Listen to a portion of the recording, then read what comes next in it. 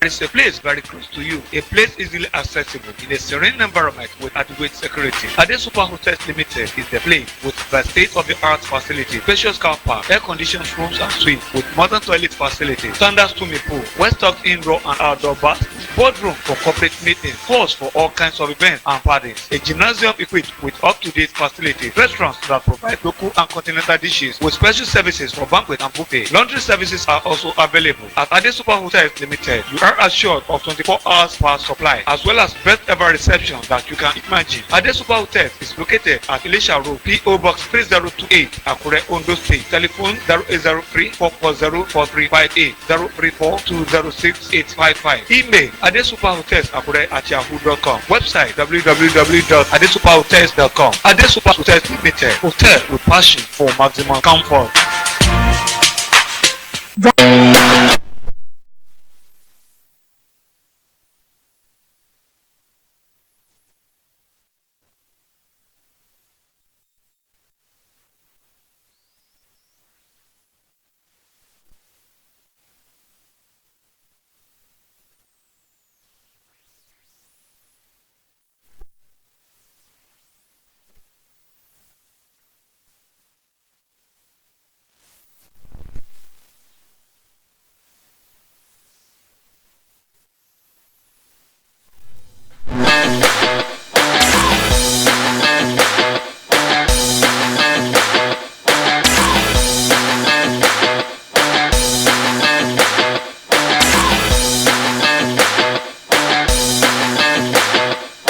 StarTime Solar.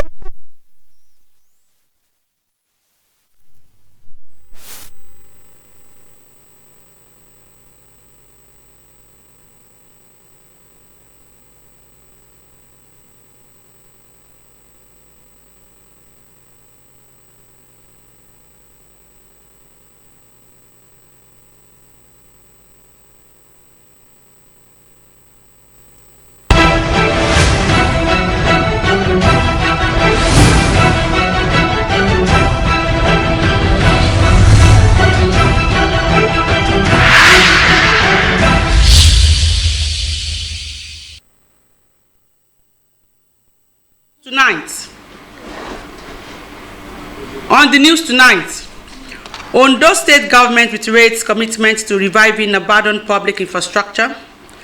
Ministry of Women Affairs intensifies efforts on protection of children. Plus, reactions trail apology of JAM over errors. Good evening and many thanks for joining us on the news at 7. I am Olubukola Aduwo. Now the news.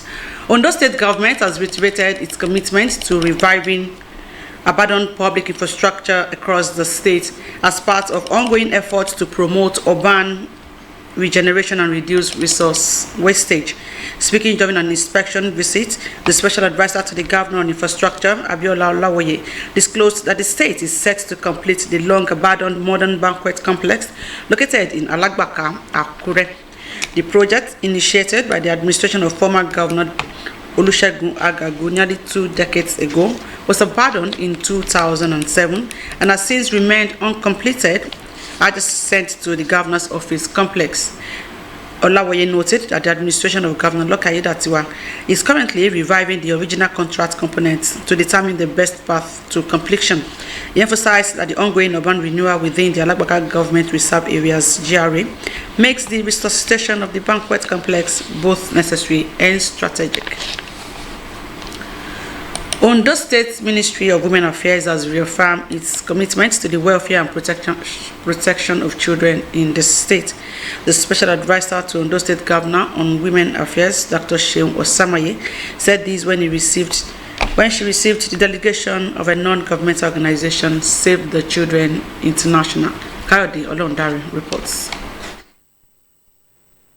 Led by its country director, Dr. Harvey, Save the Children International is deeply concerned over the use of children for labor, particularly on cocoa farms. He stressed the organization's commitment to collaborate closely with the Ministry of Women Affairs to ensure the children have access to quality education.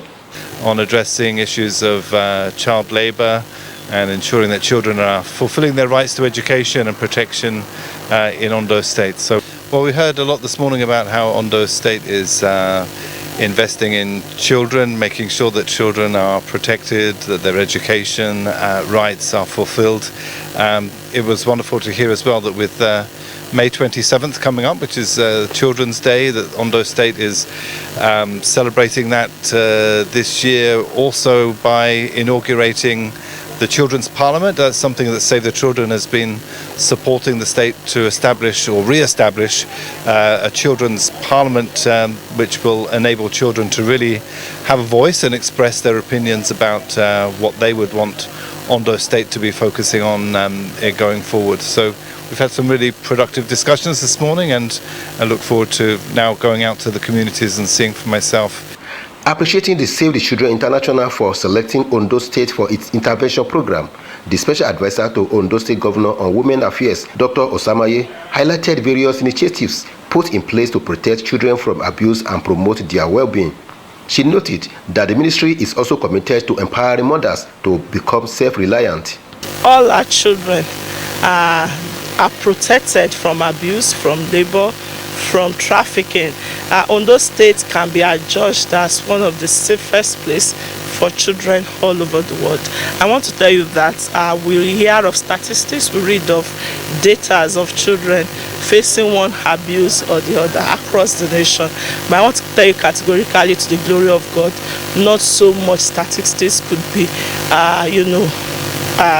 are placed and say, okay, this is from Ondo State, and it is all thanks to the visionary leadership of His Excellency that ensures that our children have access to education and their parents too are economically empowered so that some of these children are taken care of. According to the ministry, children in the state are currently benefiting from the free and quality education policy of the present administration. Members of the team were taking around the various skill acquisition facilities within the ministry, including ICT, tailoring, and other vocational training centers. In Akure, Kayode Olorundare, NTA News. Nigeria joins the global community to commemorate the International Day of Families. Citizens have been urged to promote love, unity, and understanding within their households, emphasizing that a healthy family forms the foundation of a healthy nation. Stakeholders made this call while speaking with our correspondent, Bakiz Jubril in Akure. International Day of Families, observed annually on May 15, is a globally recognized event that highlights the vital role families play in shaping society.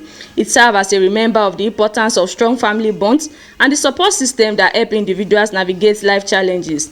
This year's theme, family-oriented policy for sustainable development towards the Second World Summit for Social Development emphasizes the need for inclusive policies, the sharing of best practices, and addressing the challenges confronting families worldwide.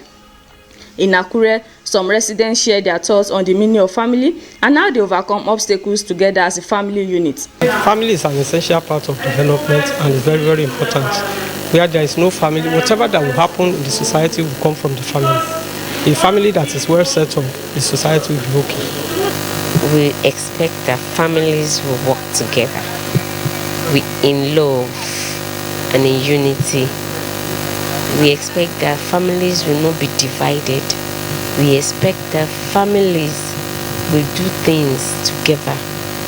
That is not to say that there won't be challenges or difficulties or moments of disagreement, but we expect that above all, we let love rule. The special advisor to the Ondo State Governor on Women Affairs, Dr. Osamaye, urged individuals to prioritize emotional connection within their families despite increasing social and economic pressures. Marriage is not easy.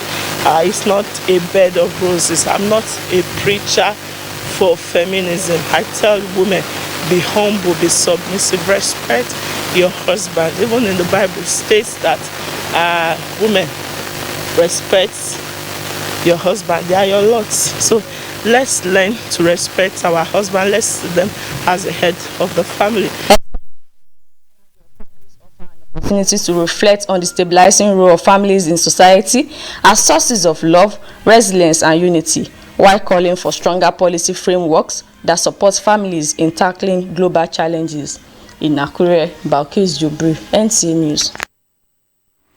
Reactions are beginning to trail the apology of the registrar of the Joint Admission Board, JAMB, Professor Isaac Oloyede, who admitted errors in the just concluded examination. Some residents in Akure welcomed the apology, while others called for restructuring of the examination body. I believe it's a welcome idea because, most of us leaders in Nigeria, they don't take responsibility for their lapses, and I believe their apology is accepted. It is not okay for them now to just realize that they made mistake from their own end, because these students prepare for this exam. They don't have a perfect network in Nigeria as far as Nigeria is concerned, and since this has come this time around, and the man has accepted his fault by apologizing.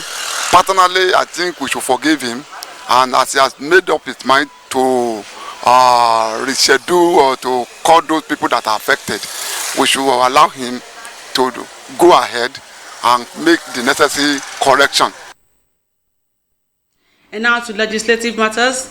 The Senate has commended the recent directive of President Bola Ahmed Tinubu to the National Security Advisor to establish forest guards to curb rising insecurity. Senate also suggested that the Nigerian Forest Security Service Bill, awaiting President's assent, could be amended to accommodate the proposed forest guard. These were some of the adoption by the Senate, sequel to a motion urging authorities to secure the release of a traditional ruler, Obalong of Koloke, James Ogunyade, who were adopted early Thursday morning in Yagba West local government area of Kogi State. The Senate also urged the police to investigate the recent attacks in Benue South Central districts, during which 13 persons lost their lives. Senate has in the meantime set up a 20-man committee to organize a summit on national security with Senate leader Okoyemi Bamidele as chairman.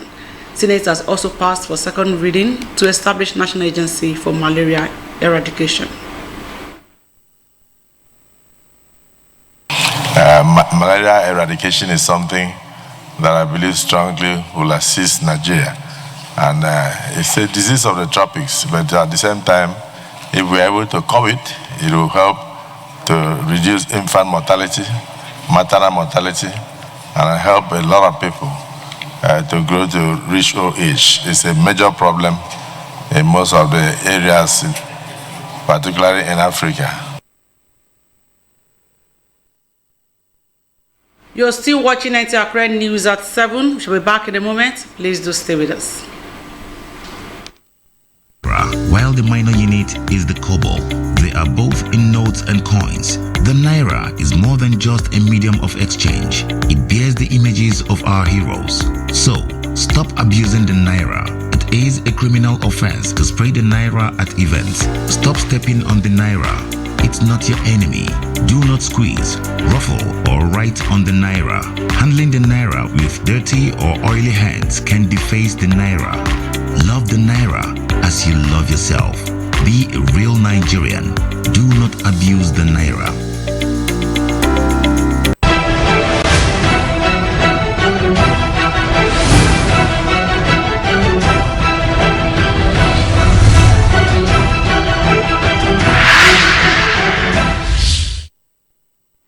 You're welcome back. You can also watch us on our social media handles on Facebook at Nta Akure and on YouTube at Nta Akure.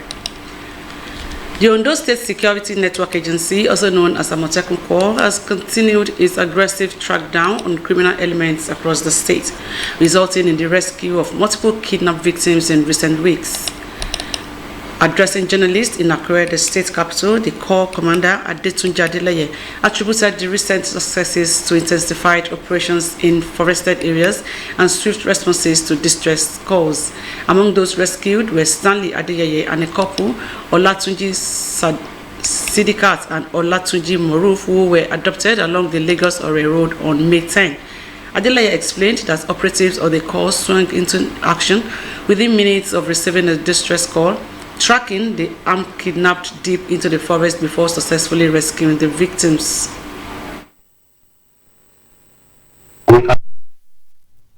Stanley Ayo Adeyeye, Olatunji Sidikat, a couple, and Olatunji Maruf that were kidnapped at Nirowi along Lagos-Ore Road. Amotekun Corps has been able to recover the 4 of them present here today. One, Ima Adeladu, that was kidnapped along Ikareowo Road on the 6th of May, was also released without payment of a kobo ransom. The government of Ondo State is doing everything to ensure that the safety of lives and property in the state is guaranteed. He urged members of the public to provide timely and actionable intelligence, assuring that such information will be treated with utmost confidentiality. Up next is business news with Abdulkarim Ahmed.